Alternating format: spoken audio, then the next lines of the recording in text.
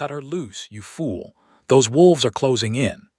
The mountain man's blade slices through the ropes binding the trembling girl to wooden stakes, her dark skin gleaming with sweat under the merciless desert sun. The townsfolk had laughed as they left her for the pack, calling her uppity, worthless, deserving of a savage death. They expect nothing but screams and bones by morning. But the grizzled cowboy sees something they missed, intelligence burning behind her terrified eyes, education hidden beneath her fear. His own wanted posters crinkle in his saddlebags as he makes a choice that will bind their fates together. Her secret knowledge could save lives, while his buried evidence could topple corrupt empires. Both carry truths that powerful men would kill to silence. Will they escape the circling predators long enough to expose the real beasts, or will the wilderness claim them before justice can prevail? The dust settled around Loretta Me's worn boots as she stepped into Bleakridge's main street. 3 days of travel had left her dress wrinkled and her back aching, but hope still flickered in her chest. This dying mining town might finally offer her a chance. She clutched her small satchel tighter. Inside lay her sewing supplies and carefully folded testimonials from Eastern ladies who had praised her needlework. What they didn't know was that those same hands had once sutured wounds and delivered babies during her secret medical training. The general store's bell chimed as she entered. Behind the counter stood Tobias Grimm, a thick man with calculating eyes and gold teeth that caught the lamplight. His gaze traveled over her slowly.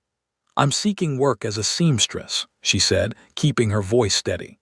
"I have references." Grimm's smile stretched wide. "References, you say? Well, now that's mighty impressive for someone like you."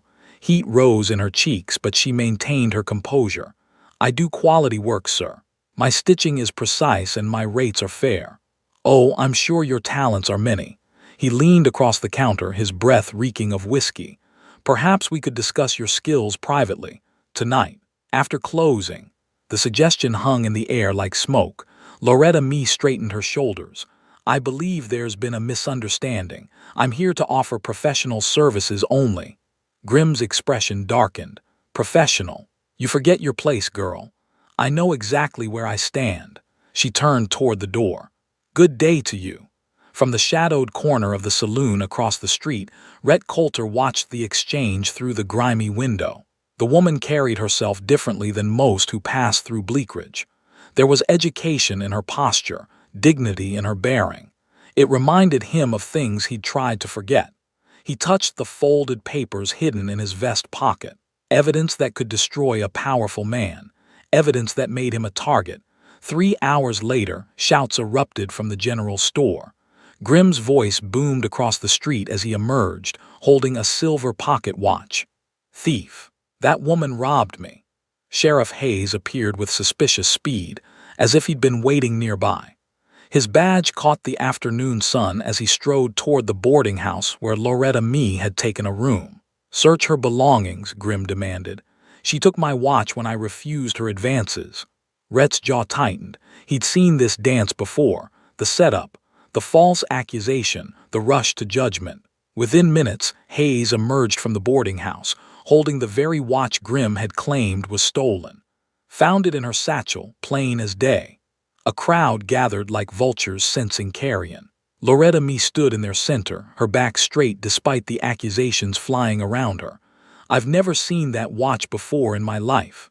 "Course you'd say that," someone called out. "They all lie when caught." "She got uppity with me earlier," Grimm announced to the crowd. "Thought she was too good for honest work. When I turned her down, she must have taken my watch out of spite." Rhett knew better. He'd watched Grimm plant the watch during the woman's brief absence from her room, but speaking up would mean exposure. It would mean risking everything he'd worked to hide. Hayes raised his hand for silence. "Theft is a serious crime in Bleakridge, but seeing as we ain't got a proper jail and the circuit judge won't be through for months, we'll handle this the frontier way." The crowd murmured approval. Frontier justice was swift and harsh.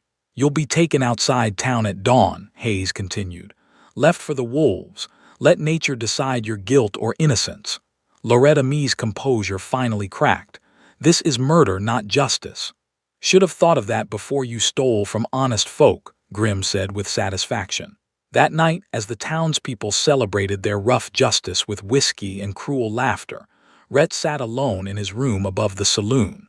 Through his window, he could see the wooden stakes being driven into the hard ground beyond the town limits. He'd failed to act before. In another town, under another name, he'd watched corruption triumph while good people suffered.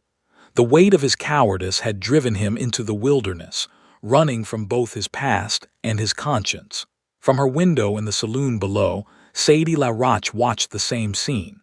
Her weathered hands gripped her coffee cup as she wrestled with thoughts she'd kept buried for years.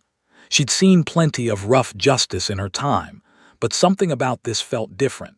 Wrong, dawn approached with merciless certainty. The wolves had been howling closer to town each night, driven by hunger and the harsh winter. Everyone knew what awaited beyond those stakes. As the first pale light touched the horizon, Hayes and his men dragged Loretta Mee from her makeshift cell. Her wrists were bound, but her chin remained raised. Even facing death, she refused to break. The stakes stood ready. The ropes lay coiled like sleeping snakes. In the distance, yellow eyes reflected the early morning light. Rhett checked his rifle and mounted his horse. His wanted posters rustled in his saddlebag, reminding him of the risks. But some things mattered more than safety. The crowd dispersed quickly once Loretta Mee was secured, eager to distance themselves from what was to come. Only the wolves would witness what happened next. As the sun climbed higher, Rhett rode toward the stakes where an innocent woman waited for death. Behind him, his past pursued like shadows. Ahead lay a choice that would define them both. The morning sun cast long shadows across the desert floor as Rhett approached the wooden stakes. Loretta Mee hung suspended between them, her wrists raw from the coarse rope. Sweat beaded on her forehead despite the cool dawn air. 3 wolves circled at a distance, their yellow eyes fixed on easy prey. They had learned patience from countless hunts, but hunger made them bold. Rhett's horse snorted nervously at the scent of predators. He dismounted slowly, his boots crunching on the gravelly earth. His knife gleamed as he pulled it from his belt. "Stay still," he said quietly. Loretta Mee's eyes widened as the stranger approached. She had prepared herself for death but not for rescue. "They'll come after you too. Let them come." The blade sliced through the first rope. Her left arm dropped, circulation returning with painful tingles. The largest wolf, a gray male with scarred flanks, took a step closer. Its lips pulled back to reveal yellowed fangs. The pack had been denied their expected meal. Rhett cut the second rope. Loretta Mee stumbled forward, her legs weak from hours of suspension.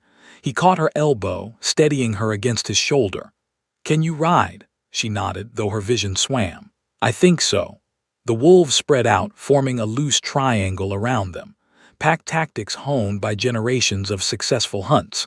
They moved with practiced coordination, cutting off escape routes. Rhett's horse danced sideways, ears pinned back. The animal's instincts screamed danger. In the distance, dust clouds marked the approach of Sheriff Hayes and his men. "Up you go." Rhett boosted Loretta Mee onto his horse, then swung up behind her. His rifle remained in its scabbard for now. Bullets were precious, and noise would only draw the posse faster. The gray wolf lunged as they spurred forward. Rhett's horse reared, striking out with iron hooves. The wolf twisted away, but not quickly enough. A hoof caught its shoulder, spinning it into the dirt. 2 more wolves charged from the flanks. Rhett drew his pistol and fired once into the ground between them.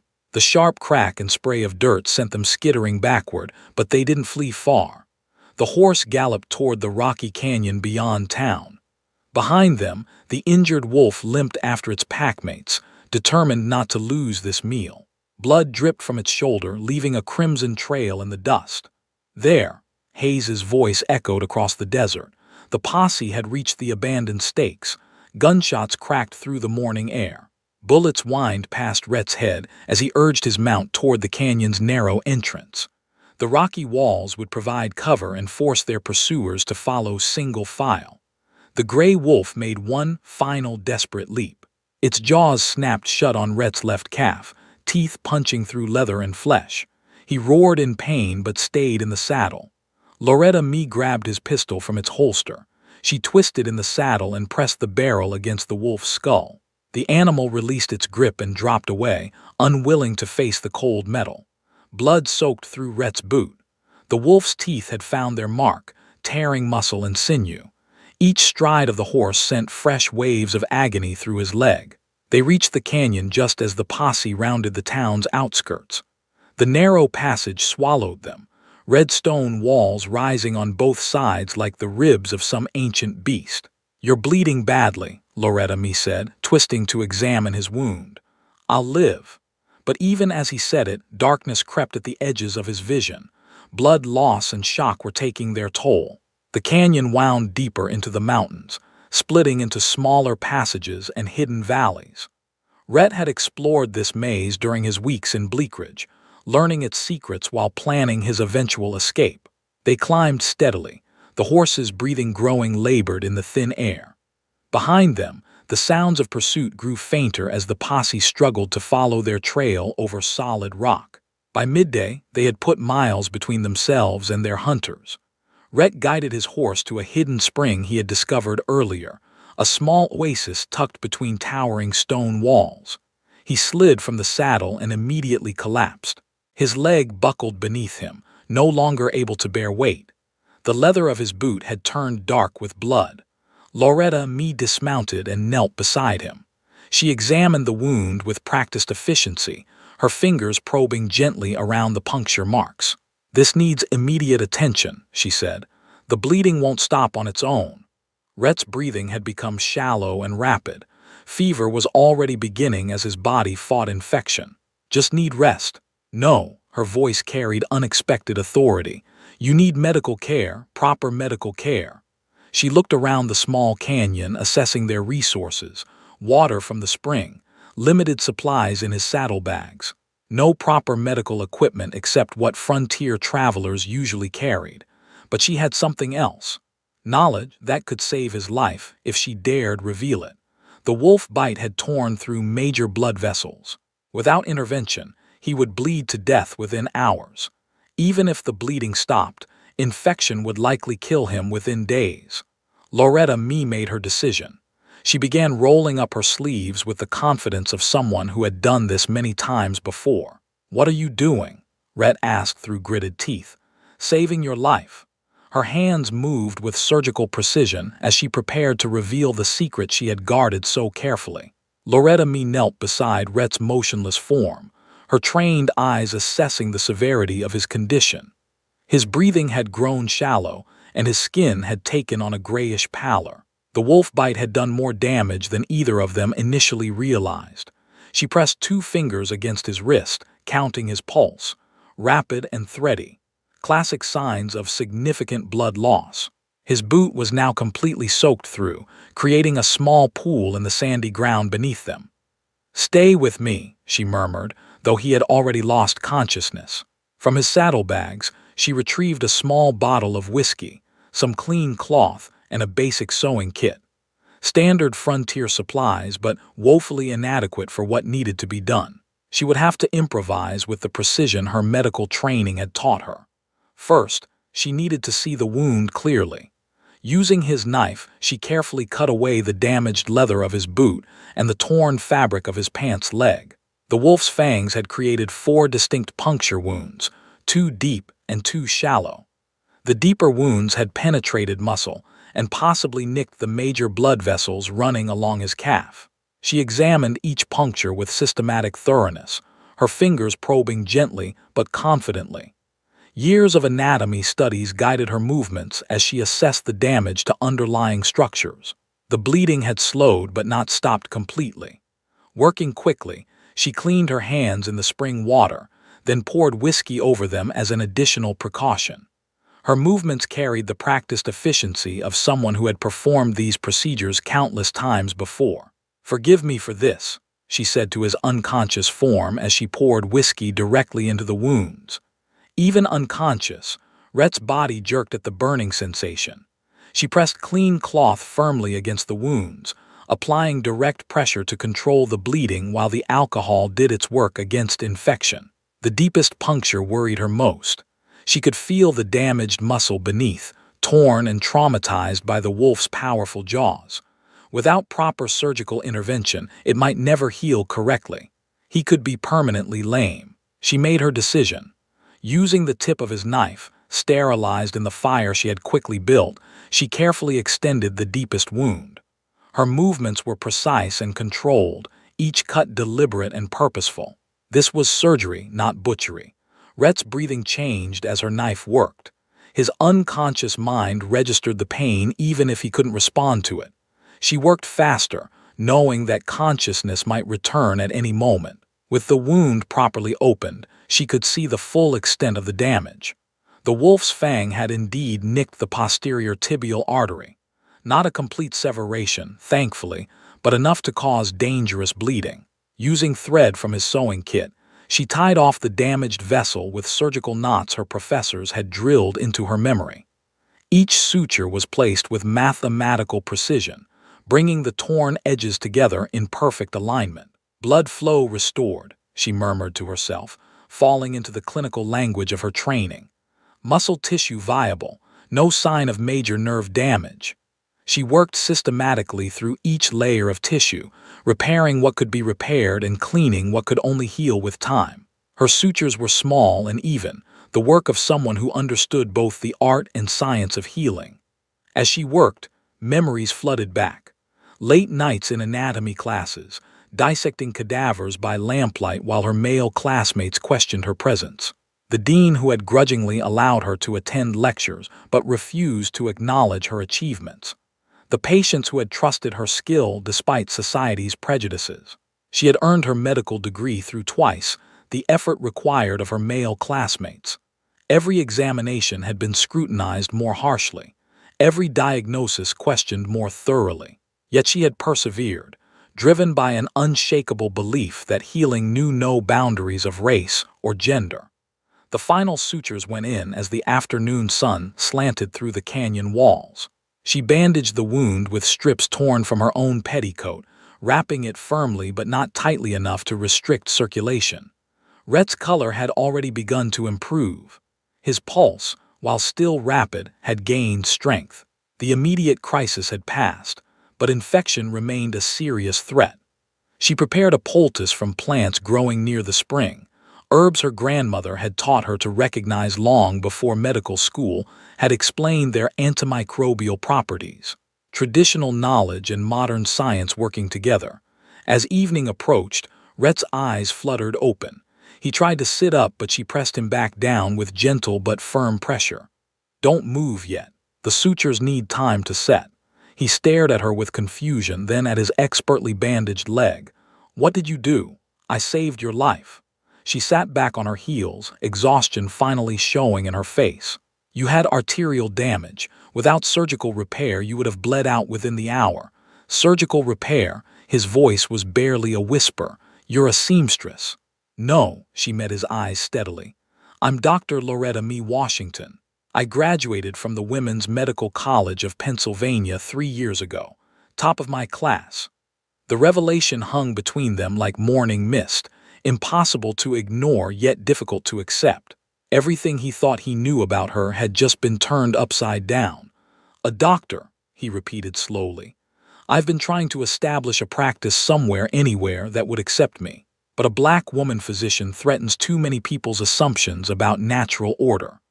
Rhett looked down at his leg, then back at her face. The evidence of her skill was undeniable. She had performed surgery with frontier tools and saved his life with knowledge that few people possessed. Why hide it? Because sometimes survival requires invisibility. Sometimes competence must be concealed until the moment it becomes absolutely necessary. She helped him sit up slowly. Welcome to that moment. 3 days after the surgery, Rhett could walk with minimal pain. Dr. Washington's precise work had healed faster than any frontier medicine he had ever witnessed. The revelation of her true identity had shifted everything between them. They traveled carefully through the mountain passes, avoiding main trails where Sheriff Hayes might track them. Rhett's assumptions about his companion crumbled with each demonstration of her intelligence and skill. "New Haven is still 2 days' ride," he said, checking his crude map. "Town there might be different, more progressive than Bleakridge. Every town claims to be different. She adjusted the makeshift medical bag she had assembled from their combined supplies. Until they see what I actually am. Their first test came sooner than expected. Smoke rose from a homestead tucked in a valley below them. As they approached, desperate voices called out from inside the small cabin. A young woman appeared in the doorway, her face streaked with tears. "Please, if you're decent folk, my boy is dying. Fever took him 3 days ago and won't break." Loretta Me dismounted without hesitation. Inside the cabin, a child of perhaps 8 years lay motionless on a rough bed. His skin burned with fever, his breathing rapid and shallow. She knelt beside him, her trained hands checking his pulse and examining his throat. "When did the fever start?" "Monday morning. Started with a sore throat." The mother wrung her hands. "We tried everything we know, but nothing helps." Loretta Me recognized the symptoms immediately. Scarlet fever, dangerous but treatable with proper care. She had seen dozens of cases during her training. "I can help him," she said quietly. "But I'll need willow bark and cool water." "Lots of cool water." The mother looked uncertainly at this well-dressed woman giving medical orders. "Are you a nurse?" "I'm a doctor." The woman's eyes widened, then narrowed with suspicion. She had never seen a woman doctor, especially not one who looked like this stranger. Rhett stepped forward. "Ma'am, she just saved my life with surgery 3 days ago. Your boy needs her help." Over the next 6 hours, Loretta Me worked methodically. She prepared willow bark tea to reduce fever, applied cool compresses to lower his body temperature, and carefully monitored his vital signs. By evening, the child's fever had broken. Color returned to his cheeks as he asked for water in a clear voice. His mother wept with relief. "How can we ever repay you?" "Just remember that healing comes in many forms," Loretta Me replied. "And that competence doesn't always look like what you expect." As they prepared to leave the next morning, the mother pressed a small cloth bundle into Loretta Me's hands. "Dried herbs from my garden. Might help with your doctoring." Word of the miracle cure spread faster than they traveled. At their next stop, a trading post at a mountain crossroads, 3 more families waited with sick children and injured family members. Loretta Me treated them all. A broken arm that she set with professional skill, an infected wound that she cleaned and sutured properly, an elderly man with painful joints who found relief from her herbal preparations. Each success built her confidence. Each grateful patient proved her worth. The fear and doubt that had haunted her since leaving medical school began to fade. "You're different now," Rhett observed as they camped that night. "More yourself." "I'm remembering who I trained to be." She checked his bandages with practiced efficiency. "Hiding takes so much energy. Using my skills freely feels like breathing again." But their growing reputation attracted unwanted attention. At the next trading post, wanted posters covered the bulletin board. Rhett's face stared back at them from yellowed paper. "Wanted for theft of federal funds and corruption of office," he read aloud. $500 reward. "Is it true?" "No." His jaw tightened. "But the man who put up those posters won't let truth get in his way." Loretta Me studied the poster more carefully. Something about the description bothered her. The crimes listed didn't match Rhett's character as she had come to know it. "You were a marshal," she said. "It wasn't a question. For 6 years. Thought I was serving justice." He touched the badge-shaped indent on his vest where he had once worn his authority. "Until I discovered my partner was stealing federal money meant for territorial development." "What happened?" "I gathered evidence, planned to report him to our superiors." Rhett's expression darkened. "He found out first. Planted evidence in my quarters, claimed I was the thief. Had to run before they arrested me." "Sheriff Hayes." "Ellery Hayes, yes. My former partner and the man who's been hunting us." Rhett crumpled the poster. "He needs me dead to keep his secret safe." The pieces fell into place for Loretta Me. Hayes's desperate pursuit wasn't about frontier justice or even racial hatred. It was about protecting a corrupt secret that could destroy his comfortable life. "What evidence do you have?" Rhett pulled a leather portfolio from his saddlebag. "Financial records, correspondence, witness statements. Everything needed to prove his guilt." "Why haven't you used it?" Who would believe a fugitive over a decorated sheriff? He secured the portfolio carefully. Besides, Hayes has the territorial governor's ear. My word against his was never going to be enough. That night, they reached New Haven's outskirts just as the sun set behind the mountains. The town looked prosperous and welcoming, with well-maintained buildings and busy streets. But even in the gathering darkness, Loretta Mee could see more wanted posters nailed to fence posts and building walls. Hayes had reached New Haven first.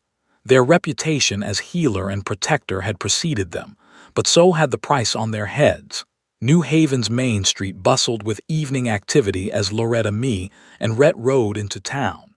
Merchants closed their shops while families gathered for supper. The town had a prosperity that Bleakridge lacked, with painted storefronts and well-maintained boardwalks. Their arrival drew curious stares, but not the immediate hostility they had expected.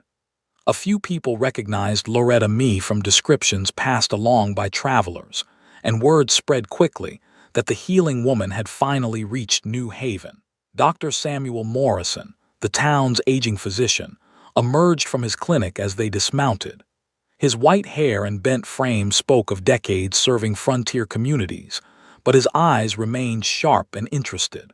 "Are you the woman who's been treating folks along the mountain trail?" he asked. "I am Dr. Loretta Mee Washington." She met his gaze directly, no longer hiding her credentials. Morrison's eyebrows rose. "Doctor, where did you train?" "Women's Medical College of Pennsylvania, class of 1869. The old physician studied her carefully, then glanced at Rhett's expertly bandaged leg. "I heard you performed field surgery with basic supplies." "Is that true?" "Wolf bite. Arterial damage required immediate intervention." She spoke with clinical precision. "Patient made full recovery with proper post-operative care." Morrison nodded slowly. "I've been practicing medicine for 30 years. Haven't seen many surgeons who could work under those conditions." He gestured toward his clinic. "Would you care to examine my facilities? I could use assistance with some difficult cases." For the first time in years, Loretta Mee felt genuine welcome from a medical colleague. "I would be honored." But their moment of hope shattered as dust clouds appeared on the horizon. A large group of riders approached at full gallop, led by a man whose badge gleamed in the fading sunlight. Sheriff Hayes had arrived with a federal marshal and 6 deputies. The lawmen rode straight down Main Street, scattering pedestrians and causing horses to rear in fright. Hayes's face was grim with determination as he spotted his quarry outside the medical clinic. "Rhett Coulter," he called out, his voice carrying across the evening air. "You're under arrest for theft of federal funds and corruption of office." The federal marshal, a stern man named Williams, rode beside Hayes with official documents in his hand. "By order of the territorial government, you will be returned to face trial." Townspeople gathered in doorways and windows, sensing drama about to unfold. Dr. Morrison stepped protectively closer to Loretta Mee, his medical instincts recognizing something false in the proceedings. "What about the woman?" Hayes asked Williams, nodding toward Loretta Mee. "No federal charges," the marshal replied. "She's your jurisdiction if you want her." Hayes's smile turned predatory. "Oh, I want her. She's wanted for theft and resisting arrest in Bleakridge." "This is a setup," Rhett said loudly enough for the growing crowd to hear. "Hayes is the real thief. He's been hunting me to cover his own crimes." "Typical criminal behavior," Hayes replied smoothly. "Blame the honest lawman when justice catches up." Marshal Williams looked uncomfortable with the exchange, but his orders were clear. Federal warrants took precedence over local disputes. Mayor Henderson pushed through the crowd, a portly man who clearly valued New Haven's reputation for fairness. "Hold on now. These folks have been helping our people. The woman treated sick children along the mountain trail." "She's a fraud," Hayes declared. "Probably poisoned more than she helped. Can't trust someone like that with medical care." Dr. Morrison stepped forward, his age and reputation commanding respect. "I examined her work personally. This woman has genuine medical training. Her surgical technique is flawless." "Impossible," Hayes scoffed. "Look at her. Use your common sense." The crowd murmured uncertainly. Years of prejudice warred with evidence of Loretta Me's competence. They had heard the stories of her healing work, but Hayes's dismissal fed their deepest doubts. Rhett pulled the leather portfolio from his saddlebag, holding it high for all to see. The proof of Hayes's corruption is right here. Financial records, witness statements, correspondence showing his theft of territorial development funds. Marshall Williams looked interested despite himself. What kind of proof? Bank records showing deposits that don't match his salary, letters discussing kickbacks from government contracts, testimony from witnesses who saw him take bribes. Rhett's voice carried the authority of his former badge. Everything needed to convict him of federal crimes. Hayes's composure cracked slightly. Forged documents, desperate lies from a cornered criminal. Then you won't mind if Marshall Williams examines them, Loretta Me said quietly. I mind plenty, Hayes snapped. We're wasting time on the fantasies of thieves and frauds. Mayor Henderson sensed the tension escalating beyond his control. Seems to me we need a proper hearing before anyone gets arrested. Let both sides present their evidence. Federal warrant doesn't require a hearing, Marshall Williams said, but uncertainty flickered in his eyes. Then examine Rhett's evidence, Dr. Morrison suggested. If it's forged, you'll know immediately. If it's genuine, you'll have arrested the wrong man. The crowd voiced agreement. New Haven prided itself on fairness, and summary justice sat poorly with their values. Marshall Williams looked between Hayes and Rhett, weighing his options. His career depended on following orders, but arresting innocent people would destroy his reputation. We'll hold a public hearing tomorrow morning, he decided. Both parties can present evidence before any arrests are made. Hayes's face darkened with barely controlled rage. His plan to eliminate Rhett quietly had failed. Now he faced public scrutiny of evidence that could destroy him. Fine, he said through gritted teeth, but they remain in custody until the hearing. Protective custody, Mayor Henderson corrected. In the hotel, not the jail. These folks aren't proven criminals yet. As evening fell over New Haven, the stage was set for a confrontation that would determine not just their fate, but the future of justice in the territory. Truth and lies would finally face each other in the harsh light of public examination. Dawn broke over New Haven with unusual activity. Word of the public hearing had spread through surrounding settlements, drawing curious onlookers and those who had benefited from Loretta Me's medical care along the mountain trail. The town hall filled beyond capacity. Families she had helped traveled from distant homesteads to witness the proceedings.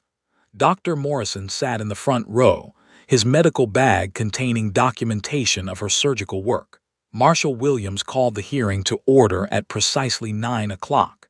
His federal authority commanded respect, but the unusual circumstances had clearly unsettled him. We're here to examine evidence before making any arrests, he announced. Sheriff Hayes will present his case first. Hayes rose confidently, his badge catching the morning sunlight streaming through tall windows. Rhett Coulter stole $15,000 in federal development funds over 2 years. He disappeared when our investigation closed in. He produced official documents stamped with territorial seals. Bank records, witness statements, even photographs of evidence found in Rhett's former quarters. The proof is overwhelming, Hayes continued. Coulter was my trusted partner. His betrayal of that trust makes his crimes even worse. Several townspeople nodded. The evidence appeared solid, backed by official authority they had been taught to respect. Marshall Williams examined the documents carefully. Everything looked legitimate. Hayes had prepared thoroughly for this moment. Your response, Mr. Coulter.